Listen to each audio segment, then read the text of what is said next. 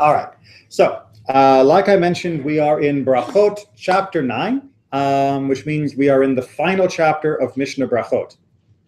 We've done it, right? It's been both long because we've had a lot of missed sessions because of either illness or the holidays, and it's also been short because there's only 9 chapters. It's not a huge book, is it?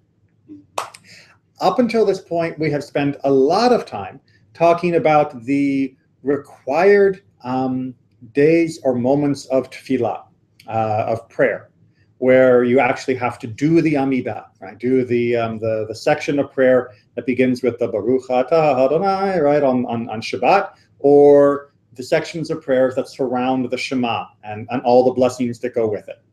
Sound familiar-ish, right, so far? Good. Chapter 9, we're putting all that aside. And we're going to be dealing with blessings. Not prayers, but blessings.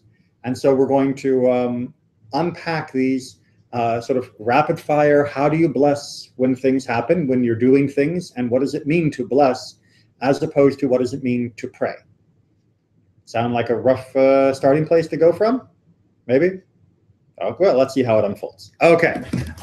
You'll see in front of you, in addition to the standard translation from United Synagogue of the Mishnah, you also have from Sim Shalom, the conservative movement's Siddur, a front and back page that has brachot for various occasions, as they put it. And many of the brachot that we will be talking about today can be referenced on this sheet. So I will be pointing them out as we go, sort of a tour guide. Okay? Great. I'm not hearing any objections. All right. As always, I need a volunteer. Someone to allow me to interrupt them. Someone who reads the English and then I interrupt to do explanation and start our discussion. All right, Judy. Thanks for waiting to see if anyone else wanted, but please take us forward. Mishnah 1, part 1. If one sees a place where miracles have been done for Israel, he says, "Blessed be the one who made miracles for our ancestors in this place." Go ahead and do part 2 as well. Part 2. If one sees a place from which idolatry has been uprooted, he should say, "Blessed be the one who removed idolatry from our land." Okay, so what's the major difference between the prayers that we've been talking about, the Amidah, the Shema and its blessings, and this? Time, right? The Shema or the Amidah have fixed times. We've talked about, what time in the morning you do it, what time in the evening you do it, and all of that. Here, what's the first word of each section? If. If you never happen to come across a place where a nes, where a miracle was done for Israel, you never say this blessing. Right? It is not a mitzvah to seek out the opportunity to say this blessing. It is a mitzvah to say the blessing if the opportunity arises. Does that make sense? Unlike prayers, unlike tefillot, which we are supposed to say. Right? Tefillot and the blessings of the Shema that go around the Shema are mandated in order to force us to have those moments of mindfulness, to have those moments of gratitude, to seek God during the mundane moments that are happening around us. Blessings are teaching us to thank God during the extraordinary moments, right? During the moments when things are standing out of, wow, look where I am. And then to recognize how to give voice to the emotions that come up or how to guide those emotions in the proper direction. And that's going to be very important for part 2 in particular. But so part 1, very straightforward. And if you look on the back of the page, the second blessing down, you'll see the phrase, "For when it is a personal miracle," rather than one that was done for all of Israel, but one that was just done for you, where you say, "She'asad li nes b'makom hazeh," right? Who made for me a miracle in this place. Now, that's kind of unusual because really we have 2 options, don't we? When it comes to this sort of thing, which is if I'm recounting a miracle that happened for me, I can either say a blessing when I'm in the place or when I'm in the moment. most of us, we have anniversaries, or we celebrate birthdays, right? And that celebrates the time that something happened. You know, come the end of October, it will be 15 years since my wife and I got married. That's a point in time. I don't have to go all the way back to San Diego to say, this is where we got married. I can say, I'm happy I got married here, in 2,000 miles away. This is saying, do it there. Any possible reasons why? I mean, and this is no right or wrong answer kind of thing, but just think about what that might mean. Why might that be an important way of framing our mindfulness?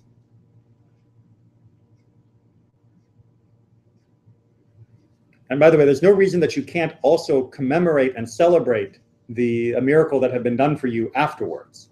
This is just simply saying that if you're in the place, you need to say the blessing. Is it kind of like when God told the people to set up stones to remember, so that when their children ask why there is a stone, they can tell their story? Exactly right. And it's a physical and a concrete monument through words. Remember, Judaism believes that words are physical. That's why we have to pray by moving our lips, not just moving our neurons.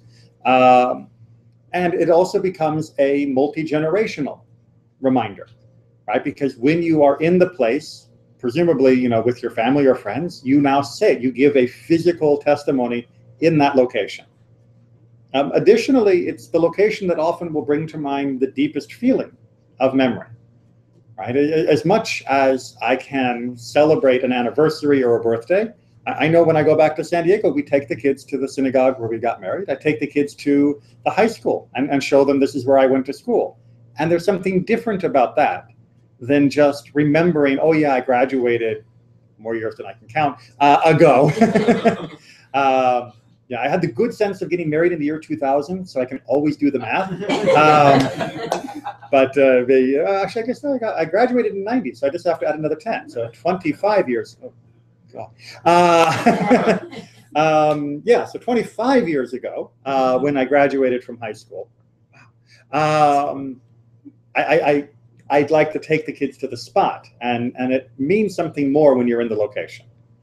And the idea is, of course, that we're reminding ourselves that this was done for our ancestors, or if it was a personal feeling of miraculous moment, this was done for me. And that makes it connected. It isn't just, this is a tourist site. This happened for us here. Part two, maybe a little bit less welcome at the interfaith celebration, right? When we see a place where idolatry has been uprooted, we go, yes, woohoo, right. Yes? No? I mean, how do you feel about this blessing? You're walking through Israel and you come to a place like, for example, Caesarea or Beit Sha'an up near the north, where there were idolatrous temples during the Roman times, and now they are ruins. Fist pump? Or is that tacky, tasteless? Mixed feelings. Because? Well, partly because it feels strange to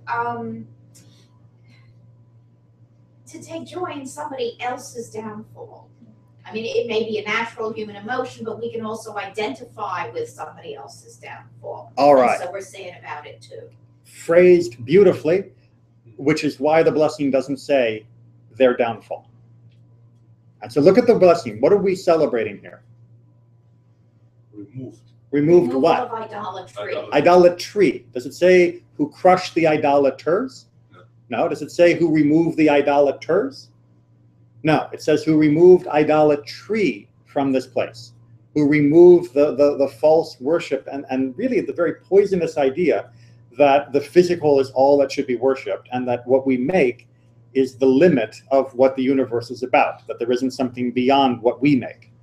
So the blessing is designed exactly to dull, Judy, that instinct of we beat them.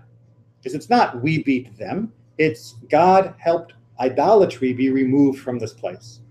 And if you look down in the explanation below in the Talmud, which goes on to talk about what happens if you're outside the land of Israel and you come into an idolatrous place, maybe the tombs of Egypt or the Parthenon in Greece, or was it in Greece too? Sorry, it's a joke from a song. What do we say? Remove from this place and then add, according to the Talmud, just as it has been removed from this place, so may it be removed from all other places. And may God turn the hearts of idolaters to your worship. Right? Not, and may God destroy all idolaters everywhere. Not, may the blood of idolaters, run through the streets like rivers of blood. No, we say we want idolatry gone in order that idolaters will be able to turn their hearts towards God.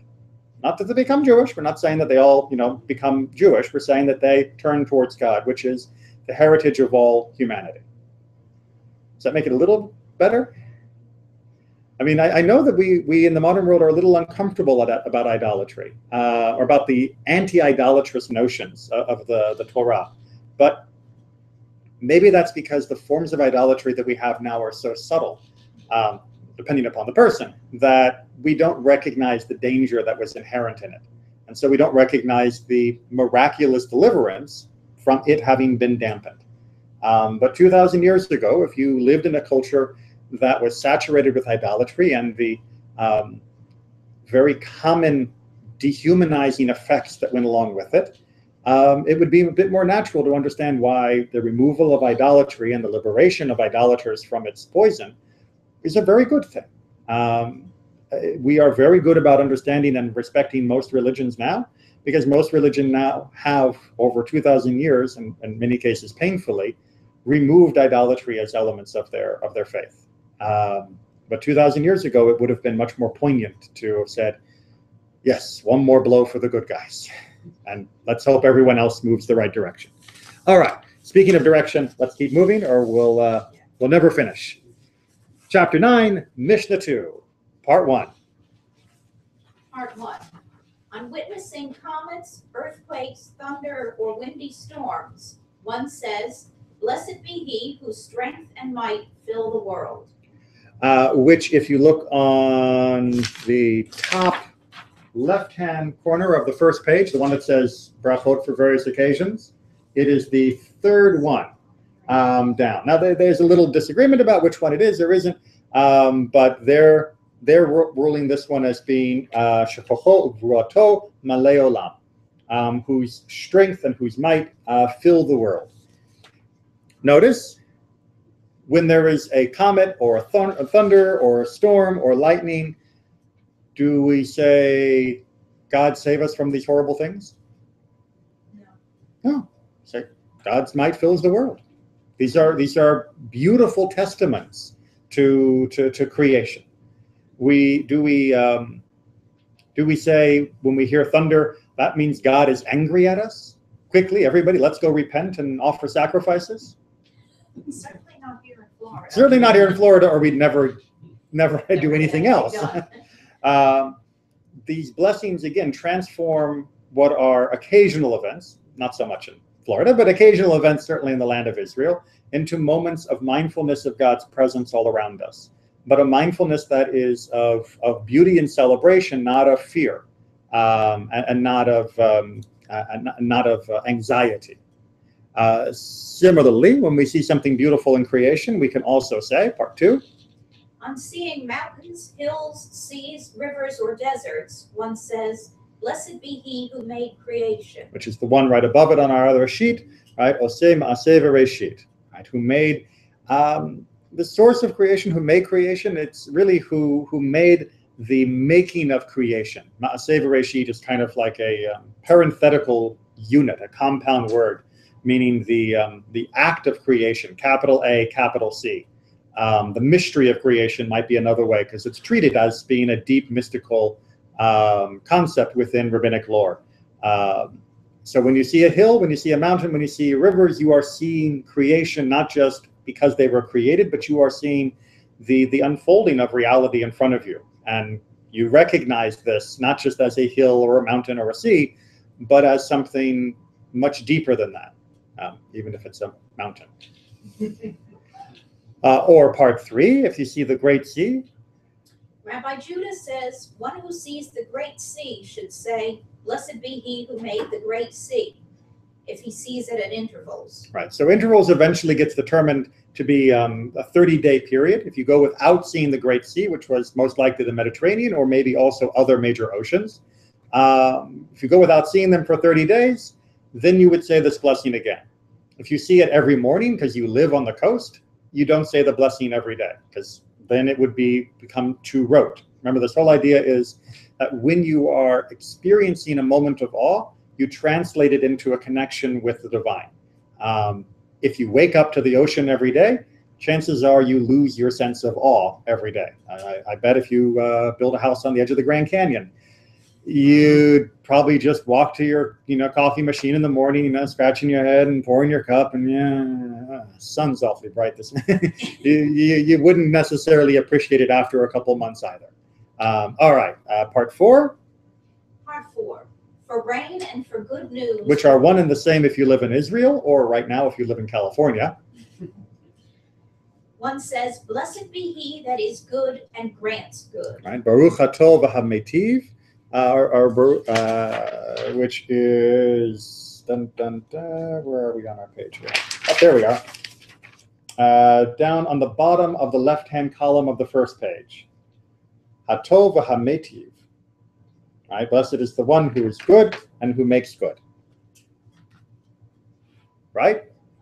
Okay, but on the other hand, for bad news, one says, blessed be the true judge. Which is at the top right-hand column on the back side, right? Which is Dayan Ha'emet, the true judge. Well, that one's more familiar because we use it as part of our condolence announcements from the congregation.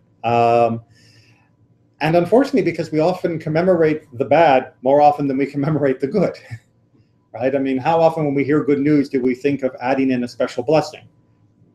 Not so often. However, when we hear bad news, we often want solace, and so we will try to find words to express that. And Judaism says that you need both, right? You need to connect to the divine when things are going well, as much as you connect to the divine when things are going bad.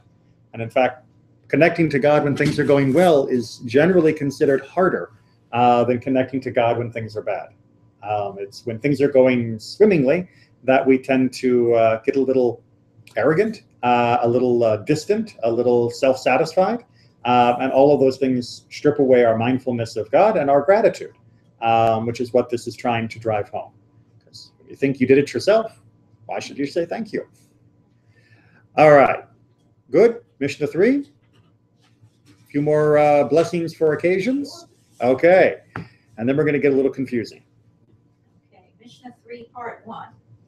One who has built a new house or bought new vessels says, blessed be he who has kept us alive and preserved us and brought us to this season. Which you can see the equivalent at the bottom of that second column, or the first column on the back page, which is also known as the Shehechianu. Right? Shehechianu, v'kiyamanu, v'higianu, lazman hazeh, which everybody is probably familiar with because it's also the blessing that we use for holidays.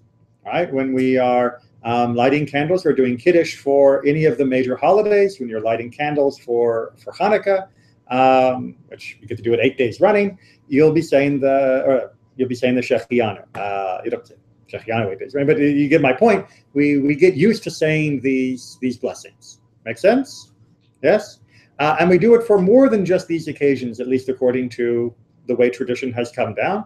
As you can see from the handout, we also do it when you get new clothes, which used to be a big deal. It didn't used to be you just went to Target and paid $5 and you had a new shirt. It was I got new clothes maybe once a year, maybe less. Once a year was kind of if you were doing okay. Some people would have one basic garment for most of their life, plus an outer garment that would go over to keep them warm in the winter, and that would be mostly it. So if you got something new, it was kind of a big deal. And so saying Shechianu made sense. And you can say Shechianu for eating the first fruit of a season or for many other occasions as well. It's kind of the go-to prayer for the time is, this time is special. Right now, right here, this is a special moment that I'm glad I've got to. Make sense? Okay. Now we get confused. One who blesses over the evil as he blesses over the good, or over the good as he blesses over evil. One who cries over the past, behold, this is a vain prayer. Okay. Filat shav, right? A vain prayer is a technical term in Judaism. And those of you who either came to or watched The Understanding God will see some similarities with some of the things that were talked about in that course. Time. Right? Time has an arrow. I need a pen that actually writes a bit better than that one. So I am here at now. And something good or bad happened here in the past, right? Because if it hasn't happened, I can't bless over it. Make sense? I can pray for something here, but I can't make a blessing over something unless it's happened, right? The lightning happened, now I make the blessing. I don't make the blessing before the lightning happens. We're all clear on that, yes? What's that? Does that make sense? Okay. Because if you don't get the arrow of time, then this doesn't make sense. To say a blessing that would reverse one to the other isn't a blessing, it's a prayer. You're asking for them to be changed. And you can't change the past. Oh, is that what that Yeah. expression in here means? The one who cries over the past. Blesses over the good. So, I mean, there's a possible explanation until you get to the second half, which may be saying, it's just saying, make sure you use the right blessing, or don't bless the good as though it were bad, thinking that bad things will come for it, and don't bless the bad as the good, thinking that even though it's bad, good things may come from it. Say the proper blessing, right? It's like if you find out that your business is going bankrupt, you don't say Baruch Hatov HaMeitiv, that blessed is the good and the one who makes for good. You say Baruch Dayan HaEmet, the true judge. But because of the second half of this part, this phrase, where it says the one who cries over the past, it's a tefillat shav, and because of parts 3 and 4, which are going to drive this point home, most commentators say that this is a blessing. By using the wrong blessing, you are essentially turning the blessing into a prayer. That you are taking what should be a moment of connecting the moment to the divine, and instead interjecting your wish, your desire, your petition into the past. And that doesn't work in Judaism. You don't get to pray that yesterday didn't happen. You can express your reaction to yesterday happening, but you don't get to try and pray to change it. We're going to get some examples, which hopefully will make this a little bit clearer. So let's do the examples, and then we'll analyze this some more. How so? How so? If his wife was pregnant and he says, may it be his will that my wife bear a male child, this is a vain prayer. And example number 2. If he is coming home from a journey and he hears a cry of distress in the town and says, may it be his will that this is not those of my house, this is a vain prayer. Okay, because exactly, the house on fire, right? The house is already burning. You can't pray now that the house isn't your house, because the house is on fire. Maybe it's yours, maybe it's someone else's. You can hope, kind of thing, but you can't ask God to change what has already happened. And that's what would be happening here. And so too, if you try to, and this is possible, some commentators say, if you say the blessing for the good on the bad, you are kind of saying, I know that it happened bad, but if I pretend it's good, maybe it'll be okay. And there is some justification for that in terms of the psychological tendency of refusing to admit that something bad actually happened, of pretending that it wasn't so bad. We call it denial in modern parlance. And there's even some discussion, like if you have a bad dream, that you should have a friend give you a good interpretation of it so that it won't have such a negative atmosphere hanging around you. So the idea of turning the bad into the good is not completely bizarre, but you still have to call it what it is. you still have to bless it as it was. And we're going to come back to that notion of blessing the bad as it is a little bit later tonight in a later Mishnah. But this basic idea of trying to change the past with your blessing isn't a blessing, it's a prayer. And it's not just a prayer, it's a stupid prayer. Because it's a misleading prayer. It means you misunderstand the nature of reality and time and how God works in time.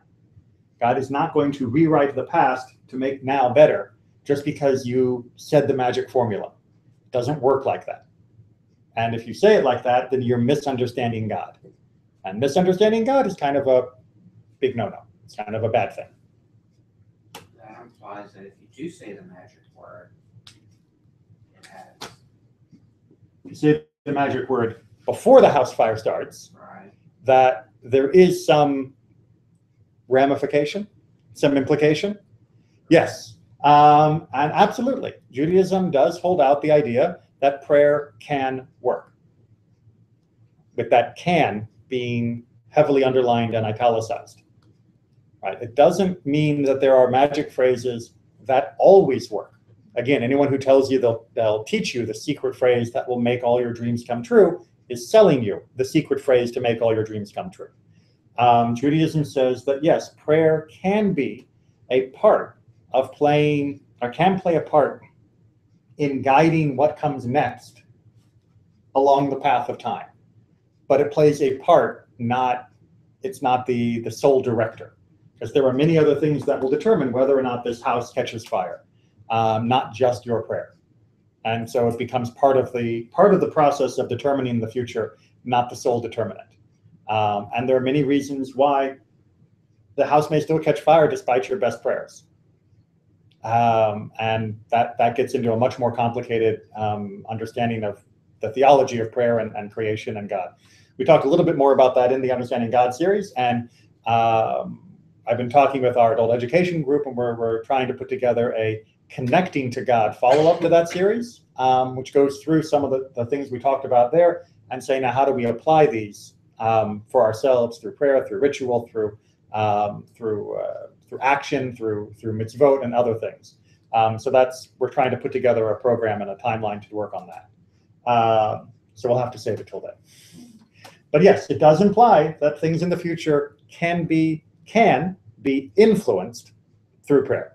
There's no guarantee, no magic formula. Judaism has always been very clear about rejecting that. We don't control God with our prayers. We don't control the world with our prayers. This is not voodoo. This is not some idolatrous service where if you put the right offering in front of the right God, your ship will come back from the chip. But yes, our prayers are involved in the formulation of the future. Involved. It's the safest way to put it in the time that we have for tonight. Okay, Mishnah 4.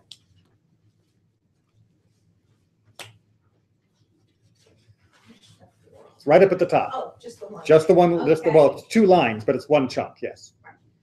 One who enters into a large city should say 2 prayers, one on entering and one on leaving. Ben Azai says 4, 2 on entering and 2 on leaving. He gives thanks for the past and cries out for the future. All right, so again, kind of driving home this notion that we just had in the previous Mishnah about prayers being for the future and gratitude being for the past. Ben Azai tries to do this as a bracket. The stama, the anonymous voice says, no, it's just before and after. If you look down into the explanation, you'll see a section taken from the Talmud where what are these prayers question is answered. So if you can pick up from our rabbis taught, this is a good follow-up, I think. Our rabbis taught, what does one say on entering? 1, may it be your will, O Lord my God, to bring me into this city in peace. Right, so before you go through the gates, before you enter the city, you say that line. And then? When he is inside, he says, I thank you, O Lord my God, that you have brought me into this city in peace. All right, so you say please and thank you, as any good kindergartner teacher will tell you.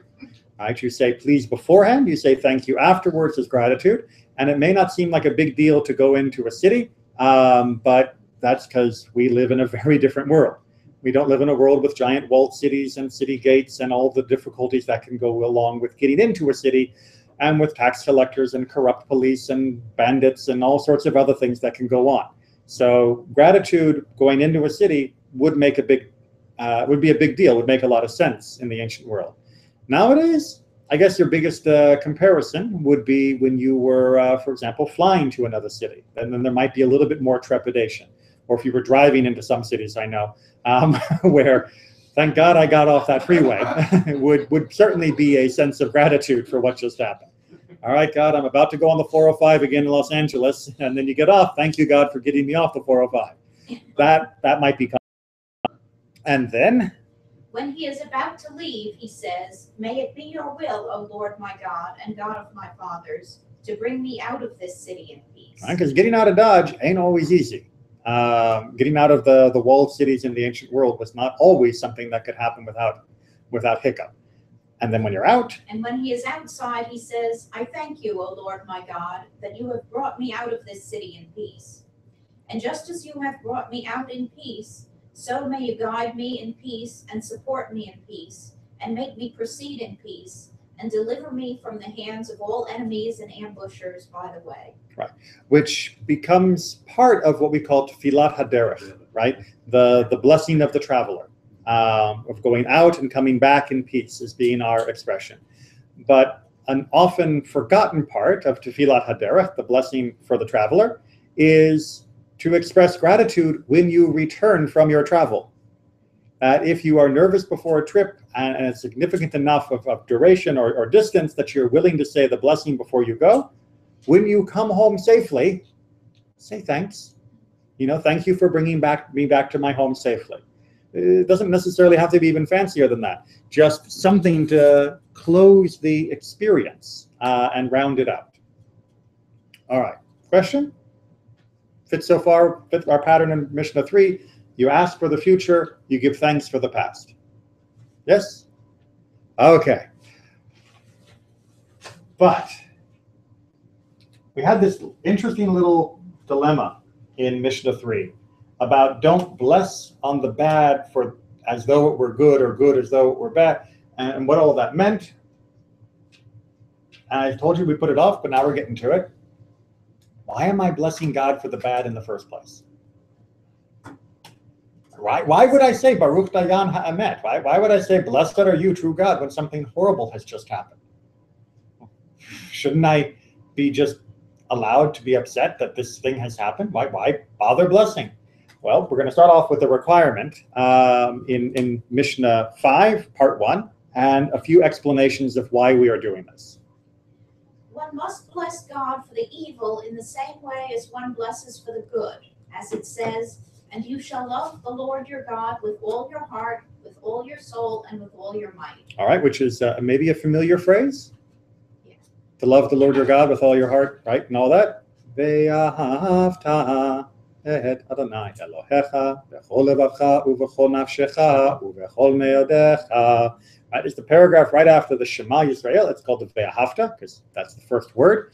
And you will love the Lord your God is the phrase. And now watch how our sages parse the phrase into pieces. What does it mean for each of these three different things? With all your heart, with your two impulses, the evil impulse as well as the good impulse. All right, pause there. So Judaism generally believes in the notion that we have impulses, proclivities, both towards things that can lead to bad and things that can lead to good. All right, so a simple example is most of us like fatty, salty, sugary foods, right? You leave that uncontrolled and you are likely to get very, very ill in many different ways. Make sense? Most of us have a desire to acquire money, right? Because money helps us be secure and buy things that we want and need, and it just generally seems like a good thing to have around. Leave that uncontrolled, follow that impulse without any sort of limits or morality, and well, you should probably work on Wall Street.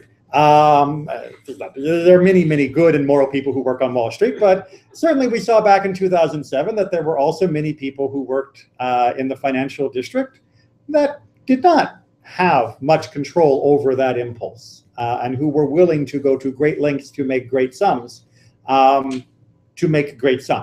they were allowing that evil impulse to control them. And yet we are supposed to serve God, levavot. By the way, they take the double bet of the word lev, which usually is written the word for heart with one bet, and say the double bet is with the two hearts, the heart for good and the heart for bad. And they say you have to serve God with both. How do I love God with my yetzer hara, with my impulse for bad? I can't figure that one out. Metaphorically, a way to think of it is, imagine you have a rather wild bronco, the horse that just can't be tamed, but it is the fastest horse around. What do? You work hard to tame it because it will be the perfect horse for your mail service, for the Pony Express. Right? So it's got some flaws to it, but the power inside of it can be, with time, harnessed for good. And that's what they're talking about here. So for example, the evil impulse that leads us to lust for other people, when directed into a marriage, can work really well. The evil impulse that can make us eat too much can turn us into a beautiful chef or someone that has more compassion for those that are hungry. Right? The evil impulse for acquiring money can, if we guide ourselves with morality, lead us to lots of money. There is no sin in being rich.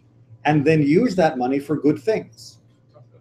For tzedakah, exactly, and other forms of philanthropy.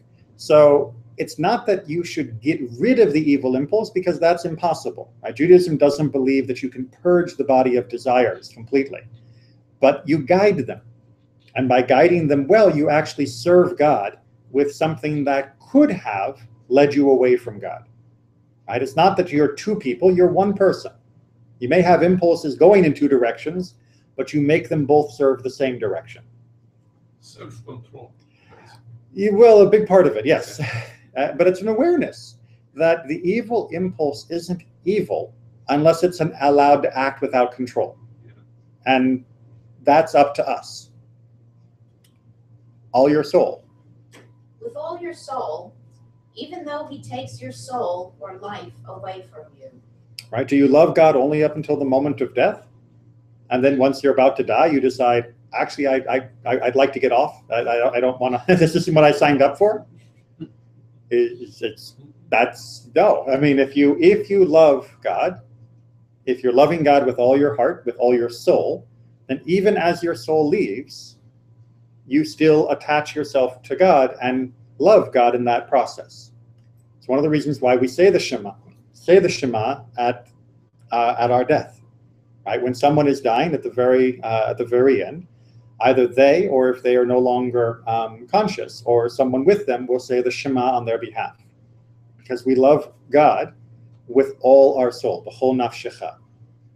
And it's not just when it's a tragic death that this is hard. I mean, we all will die. Right? We all came into this world knowing that was the only way out. Right? The room only has one exit. And if we are going to love God and have that love mean anything, then we have to love God even as we pass through that door. Otherwise, what were we saying we felt while we were in the room? Right? Do we only love God because of the good stuff we have right now? And the answer is no. We should try, and it's hard, to love God even as we die, even knowing we will die. And then the third? With all your might could mean with all your money. Right. B'chol meodecha could just mean all your money, not given away, because Judaism has actually limits on how much maximum you can give away for tzedakah, but that you should recognize that all your money is ultimately a gift of God. Doesn't mean that God left you a giant lottery ticket that you were then able to cash in and win. It means that the very world and society you live in that allowed you to make whatever it is that you have made exists only because A, God created everything in the first place, and B, God has continued to guide the world to the point where you were allowed to be born, and then you were allowed to work in a way that allowed you to have anything. So therefore, all your money is due to God. Doesn't mean, again, that you can't spend it on yourself. It doesn't mean that you can't have a comfortable life and a nice life and use the money in ways that aren't just the most basic of necessities. But it does mean that you see in all of it a connection to God. Or another explanation of with all your might, whatever treatment he metes out to you. Do you only love your parents when they gave you toys when you were a kid? Do you only love your parents when they took you to Disneyland? Do you only love your parents when they gave you an extra dessert? Or do you love your parents even when they tell you it's very wrong of you to write on the walls? It was very bad of you to push down little Jimmy into the mud. It was, wrong of you to take the car without asking. It was very wrong of you to get into an accident, without telling me where you were going first, or taking money from my wallet, or all the other things we do as kids. Or some of us do as kids. Don't we have to love our parents even when they're disciplining us? Don't we have to love our parents even when they maybe aren't treating us in ways that we think we've even deserved? Right? Love is not contingent just on getting what we want. It's a very famous line from Pirkei Avot, which says that a love that is contingent upon something doesn't last. A love that is not contingent can endure forever. They use the term of Amnon and Tamar, very painful story from King David's life, and then a very good story from King David's life, his love with Jonathan, as being the example of a love that's not contingent on anything. Right, so it's blanking on the English phrase. What's the term for love that isn't dependent? What's that? Unconditional. Unconditional. Thank you. It's just sweating here, going, wait a minute, I know there's a phrase for this in English. It's right, the unconditional love. Thank you. So conditional love versus unconditional love, and this is saying our love for God needs to be unconditional. And one of the ways we make it unconditional is by recognizing God's presence in our life during the good and God's presence in our life during the bad. Doesn't mean God made it bad especially for us. It doesn't mean that it even necessarily was as bad as we thought. It doesn't mean that sometimes the bad wasn't our own fault rather than actually trying to blame it on God. It means that we are recognizing God's presence with us during the bad and the good. And we don't sugarcoat it by always saying the same thing in both circumstances. We call the bad bad by using a different blessing, and we call the good good by using a different blessing. And it's really, really hard. It's very hard to open up our hearts enough to other people, let alone to God, that even when things are bad, we can still be thankful of the fact that we are at least there. So it's maybe one of the most difficult things to ultimately accept and integrate and fully believe 24/7, which is one reason why we say the Shema Ve'ahavta twice a day. So at least we get twice daily reminders of this. All right, now we got just a smattering of a few other things, and then we're almost done. It gets a little bit easier after this, a little bit. One should not show disrespect to the eastern gate because it is in a direct line with the Holy of Holies. One should not enter the Temple Mount with a staff or with shoes on or with a wallet or with dusty feet, nor should one make it a shortcut. All the more spitting is forbidden. All right, so an interesting little digression from the days of the temple. So let me just erase my little timeline here, because I'm guessing most of you haven't memorized the map of the temple courtyard. Approximately, my apologies to the architect. Approximately, this is sort of what the temple looked like. Down view, top-down view, right? So this is, by the way, where all of the latest violence was sparked from riots up on the Temple Mount. This is the plaza where the temple is. The temple was here, and there was a wall around it that created a courtyard that only the Kohanim could go into.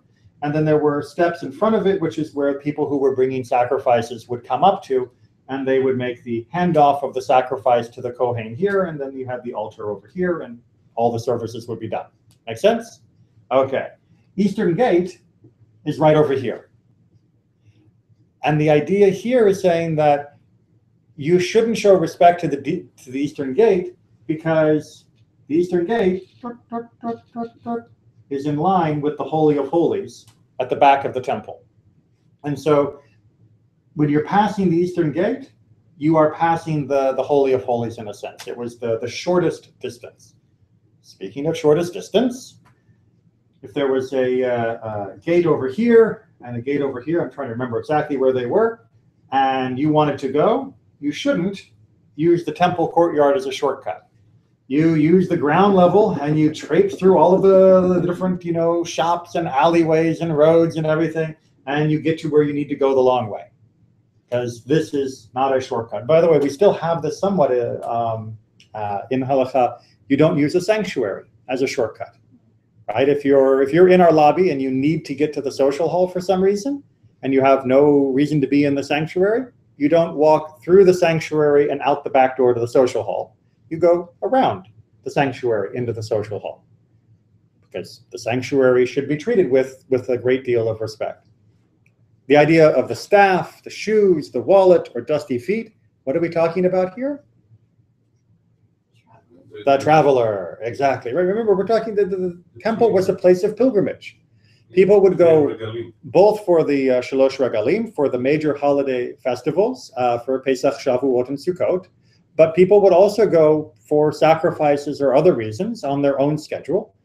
And traveling, you didn't just jump in your car and drive to Jerusalem or take the train. You had to schlep, and traveling was sweaty, hard work.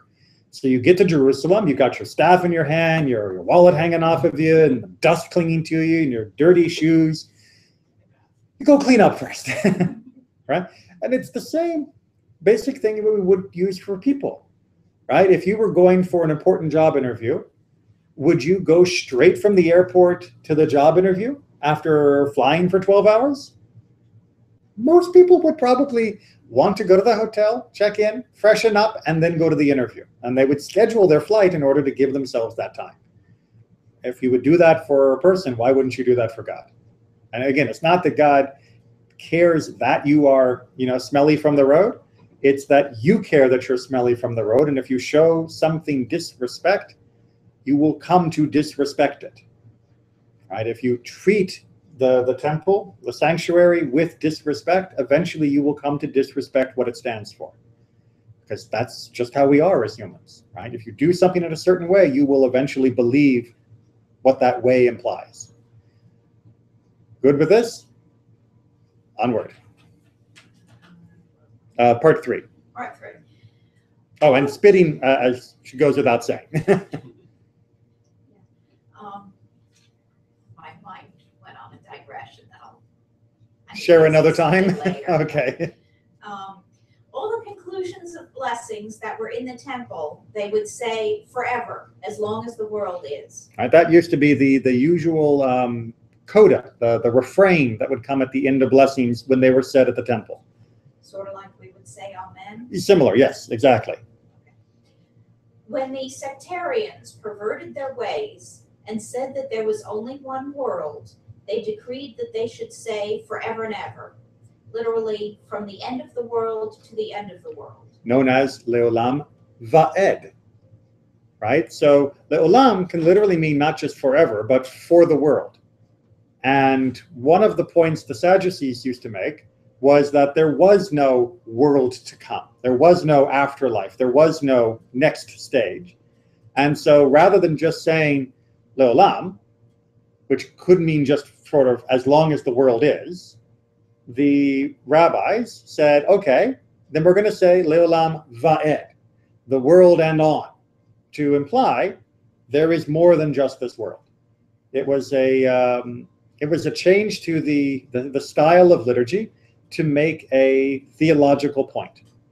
Now, the fact that most of you are looking at me like, what? implies that the rabbis won. Because the idea of the Sadducees died out with the Sadducees, which died out almost 2,000 years ago. And unfortunately, we often forget some of the little nuances of our liturgy that were designed to teach us certain points, because the people who were fighting against it have all been defeated. And so the reason why it was inserted has now been forgotten.